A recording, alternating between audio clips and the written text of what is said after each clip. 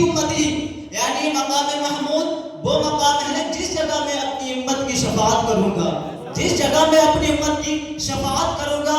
اللہ رب العزت ارشاد فرماتا ہے عسیٰ ان یبعثک ربک مقاما محمودا، یعنی وہ مقام جہاں پر کسی کو کھڑے ہونے کی اجازت نہیں ہوگی، صرف میرے نبی کریم صلی اللہ علیہ وسلم کو کھڑے ہونے کی اجازت ہوگی، صرف میرے نبی کریم صرف۔ تو ایک مرتبہ نبی کریم صلی اللہ علیہ وسلم حضرت ابراہیم علیہ السلام کا قول قرآن شریف میں پڑھ رہے تھے، تو اس میں کیا تھا؟ اس میں یہ تھا اے اللہ نیکوکار بندے کو میرے حوالے کر دے اور گناہگاروں کو تو اپنی رحمت کے حوالے کر دے۔ اور پھر دوسرا قول عیسیٰ علیہ السلام کا پڑھتے ہیں تو اس میں تھا اے اللہ تیرے بندے ہیں تو ان کو عذاب دے یا ان کو اپنی رحمت میں مبعوث کر دے، اپنی رحمت کو ان پر نچھاور کر دے۔ تو ان دو قولوں کو دیکھ کر نبی کریم صلی اللہ علیہ وسلم زار قطار رونے لگے، رفع یدیہ، اپنی دونوں ہاتھوں کو اٹھا دیا اور دونوں ہاتھوں کو اٹھانے کے بعد میں کہا اللہم امتی امتی امتی، اے میرے رب میری امت فبکا، تو پھر وہ رونے لگے، زار قطار رونے لگے۔ تو رب تبارک و تعالی ارشاد فرماتا ہے یا جبرائیل، اے جبرائیل اذهب الی محمد صلی اللہ علیہ وسلم، اے جبرائیل میرے محبوب کے پاس جا تو صحیح، میرے محبوب رو کیوں رہے ہیں؟ کیا وجہ ہے؟ فاسألہ، ان سے پوچھ، ما یبکیکا، وہ کیوں رو رہے ہیں؟ ما یبکیکا کیوں رو رہے ہیں؟ تو نبی کریم صلی اللہ علیہ وسلم کی بارگاہ میں آتے ہیں تو پہلے اللہ رب العزت ارشاد فرماتا ہے وَعَلَمُوا، تیرا رب خوب جانتا ہے اللہ رب العزت تمام کی حالت سے واقف ہے، وہ کینے جانے گا جس نے تمام دنیا کو بنایا ہے، تو وہ جانتا ہے، مگر جس کا پروٹوکول ہو کچھ ہو تو اسی سے پوچھا جاتا ہے۔ تو نبی کریم صلی اللہ علیہ وسلم کے پاس جبرائیل علیہ السلام آتے ہیں اور عرض کرتے ہیں یا رسول اللہ صلی اللہ علیہ وسلم، اللہ رب العزت نے مجھے بھیجا ہے اور عرض کی اور فرمایا ہے اے میرے محبوب سے تو پوچھ جا کے کہ کیوں رو رہے ہیں، میرے محبوب سے پوچھ کہ کیوں رو رہے ہیں۔ تو اللہ رسول پاک صلی اللہ علیہ وسلم فرماتے ہیں کہ میں خود نہیں روتا، مجھ کو گناہگار امت کا غم رلاتا ہے۔ تو پھر جبرائیل علیہ السلام اللہ رب العزت کی بارگاہ میں حاضر ہوتے ہیں اور یہی وہ کہتے ہیں کہ اے اللہ کہ رسول پاک صلی اللہ علیہ وسلم نے اس طرح فرمایا ہے، تو اللہ رب العزت ارشاد فرماتا ہے اے جبرائیل میرے محبوب سے کہنا، میرے محبوب سے جاؤ اور یہ کہنا کہ تمہارا رب تمہاری امت کے بارے میں تم کو راضی کر دے گا اور مایوس نہیں ہونے دے گا، تم کو مایوس نہیں ہونے دے گا قیامت کے دن۔ تو رسول پاک صلی اللہ علیہ وسلم فرماتے ہیں کہ میں اس وقت تک راضی نہیں ہوں گا جب تک کہ میرا امتی بخشا نہ جائے گا، ہر ایک امتی بخشا نہ جائے گا۔ تو اس بات کو سمجھیں کہ نبی کریم صلی اللہ تعالی علیہ وسلم نے اپنی پوری زندگی اس گناہگار امتی، ہم جیسے گناہگار امتیوں کو یاد کر کے گزار دی، اور ہم ہیں کہ نبی کریم صلی اللہ علیہ وسلم کے فرامین پر عمل نہیں کرتے ہیں، یہاں تک کہ جب رسول پاک صلی اللہ علیہ وسلم معراج پر گئے، معراج پر جانے کے بعد جب نبی کریم صلی اللہ علیہ وسلم اللہ رب العزت کے حریم خاص میں پہنچے تو وہاں پر تو سب کچھ بھول جاتے ہیں، جب رسول پاک صلی اللہ علیہ وسلم اللہ رب العزت کا دیدار کیا تو وہاں تو سب کچھ بھول جاتے ہیں، وہاں پر بھی اللہ رب العزت سے عرض کی یا اللہ تم میری امت کی بات کر، ان کی بات مت کر، نیکوکار کی بات مت کر، نیکوکار تو پہنچ ہی جائیں گے جنت میں، لیکن ان کی بات کر، میرے گناہگار امتیوں کی بات کر، میرے گناہگار امتیوں کی بات کر۔ تو اللہ رب العزت ارشاد فرماتا ہے اے محبوب میں نے آدھی امت بغیر حساب کے بخش دوں گا۔ تو نبی کریم صلی اللہ علیہ وسلم عرض کرتے ہیں یا اللہ میں اس پر بھی راضی نہیں ہوں، تو میری امت کو میرے حوالے کر دے، میری امت کو میرے حوالے کر دے۔ تو اللہ رب العزت ارشاد فرماتا ہے اے محبوب چلو میں نے تم کو شفاعت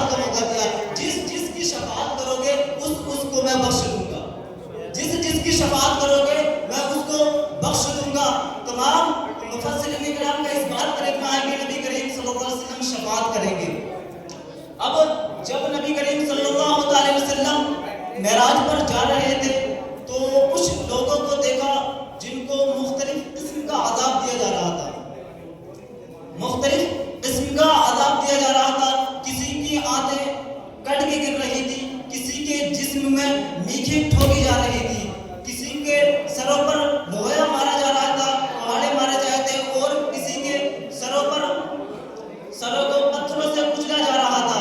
تو جب نبی کریم صلی اللہ علیہ وسلم نے پوچھا کہ یہ کون ہے جن کے سروں کو پتھروں سے کچلا جا رہا ہے، تو جبرائیل علیہ السلام نے عرض کی یا رسول اللہ یہ وہ لوگ ہیں جو فرض نمازوں کو نہیں پڑھتے ہیں، یہ وہ لوگ ہیں جو فرض نمازوں کو نہیں پڑھتے ہیں۔ تو اب بتاؤ کہ ہم فرض نمازوں کو چھوڑ رہے ہیں، وقت ملتا ہے تب بھی یہاں کہیں ادھر کہیں ادھر کہیں وہاں ایسے ہی نکال دیتے ہیں وقت۔ اب وقت کی اہمیت کو جانو، وقت کتنا قیمتی ہے۔ اگر وقت کی اہمیت کو جانو گے تو ہم سکسیسفل ہو جائیں گے، ہم کامیاب ہو جائیں گے اگر وقت کی قیمت کو جانیں گے۔ تو رسول پاک صلی اللہ علیہ وسلم فرماتے ہیں کہ بروز قیامت جب قیامت کا میدان لگے گا، محشر لگے گا، تو میں سجدہ ریز ہو جاؤں گا، تو اللہ رب العزت ارشاد فرمائے گا اے محبوب سر اٹھاؤ کہو بات سنی جائے گی، اے محبوب سر اٹھاؤ بات سنی جائے گی، شفاعت کرو قبول کی جائے گی۔ تو رسول پاک صلی اللہ علیہ وسلم فرماتے ہیں ربی حبلی امتی، ربی حبلی امتی، اے رب اے میرے رب تو میری امت کو میرے حوالے کر دے، میری امت کو میرے حوالے کر دے۔ تو رب تبارک و تعالی ارشاد فرمائے گا اے محبوب جس کے دل میں رائے کے دانے کے برابر بھی ایمان ہو میں اس کو آگ سے نکال لوں گا، جس کے دل میں رائے کے دانے کے برابر بھی ایمان ہوگا تو میں اس کو آگ سے نکال دوں گا۔ اسی طرح نبی کریم صلی اللہ علیہ وسلم اپنی امت کی شفاعت کے بارے میں زارہ بتار ہو رہے ہیں اور جہنم کی دہکتے شعلوں سے بچانے کے لیے بے قرار ہیں، فکر مند ہیں۔ تو اس نبی کریم صلی اللہ علیہ وسلم جب فکر مند ہے، نعرہ تکبیر، نعرہ رسالت، مسلکی اعلیٰ حضرت مولانا محمد رضوان رضا صاحب قبلہ، حضرت علامہ مفتی غلام ربانی صاحب قبلہ، نعرہ تکبیر، نعرہ رسالت۔ رب تبارک و تعالی ارشاد فرماتا ہے وَلَسَوْفَ يُعْطِيكَ رَبُّكَ فَتَرْضَىٰ، وَلَسَوْفَ لام برائے تاکید، جب تاکید ہے تو اس میں بھی کتنا حسن ہے، اس میں بھی کتنا حسن ہے۔ ضرور آپ کا رب آپ کو آپ کی امت کے بارے میں راضی فرما دے گا۔ یہ 3 بار ہے آپ کا رب آپ کو آپ کی امت کے بارے میں راضی فرما دے گا، اتنا دے گا کہ آپ کا رب آپ کو راضی فرما دے گا، راضی کر دے گا۔ تو اس میں تو نبی کریم صلی اللہ علیہ وسلم فرماتے ہیں میں راضی نہیں ہوں گا جب تک کہ میری امت بخشی نہیں جائے گی۔ تو اللہ رب العزت ارشاد فرماتا ہے مجھے اپنی عزت کی قسم کہ جب اگر کسی نے سچے دل سے لا الہ الا اللہ محمد رسول اللہ صلی اللہ علیہ وسلم پڑھا ہوگا تو میں اس کو بخش دوں گا، میں اس کو بخش دوں گا۔ اسی طرح آدمی کے دل میں آدمی کے دماغ میں یہ خیال بھی آ سکتا ہے کہ جب محشر کا میدان ہوگا تو ہم حضور کو کہاں ڈھونڈیں گے، کہاں تلاش کریں گے کہ ہماری شفاعت کریں، کس جگہ جائیں گے؟ تو نبی کریم صلی اللہ علیہ وسلم سے انس بن مالک رضی اللہ تعالیٰ عنہ کرتے ہیں یا رسول اللہ قیامت کے دن آپ شفاعت کریں گے؟ تو حضور نے فرمایا کہ ہاں میں شفاعت کروں گا، ہاں میں شفاعت کروں گا۔ تو عرض کی یا رسول اللہ میں آپ کو کہاں تلاش کروں گا؟ تو رسول پاک صلی اللہ علیہ وسلم فرماتے ہیں اے میرے غلام مجھ کو تو پل صراط پر تلاش کرنا۔ پھر عرض کی یا رسول اللہ اگر پل صراط پر بھی نہیں پاؤں تو پھر کہاں تلاش کروں گا؟ پھر عرض کی پھر فرمایا اے میرے غلام اگر تم مجھ کو پل صراط پر نہ پانا تو میزان پر پانا، میزان پر پانا۔ پھر اس کے بعد اگر وہاں بھی نہیں پاؤں تو آپ کو کہاں تلاش کرنا پڑے گا؟ پھر فرمایا وہاں نہ پاؤ تو مجھ کو حوض کوثر پہ نہ پا لینا، وہاں پر دیکھنا کہ میں اپنے پیاسی امتیوں کو جامع کوثر پلا رہا ہوں گا، میں اپنے امتیوں کو جو پیاس سے تڑپ رہے ہوں گے ان کو جامع کوثر پلاؤں گا۔ جو نبی کریم صلی اللہ علیہ وسلم ایک مرتبہ فرماتے ہیں کہ آپ فرما رہے ہیں کہ میں ایک کی شفاعت کر کے جا رہا ہوں گا، ایک کی شفاعت کر کے جا رہا ہوں گا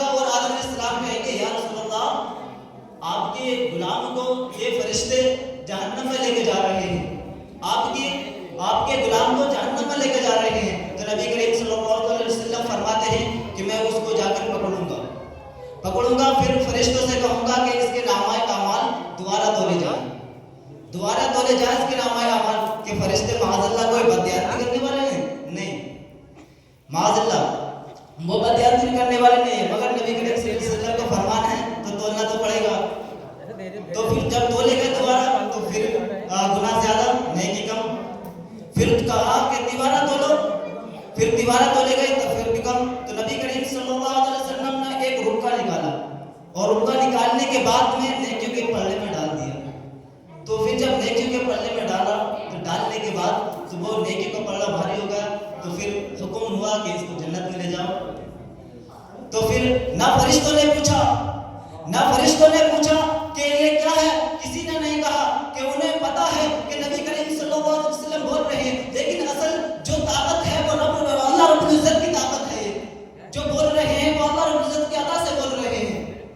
तो फिर वो गुनाहगार ही बोल उठा, या रसूलल्लाह ये क्या चीज थी जो मेरी नेकी को ज्यादा और मेरी नेकी ज्यादा होगी। तो रसूल पाक सल्लल्लाहु अलैहि वसल्लम फरमाते हैं, ऐ मेरे गुलाम, तूने मुझ पर एक महफिल में चोरी छुपे दुरूद शरीफ पढ़ा था, वो मैंने उसको महफूज करके रख लिया था, तुम ही तो भूल जाते हो। लेकिन मैं अपने गुलामों के दुरूद को नहीं भूलता हूँ, अपने गुलामों के दुरूद को मैं उसको महफूज करके रख लिया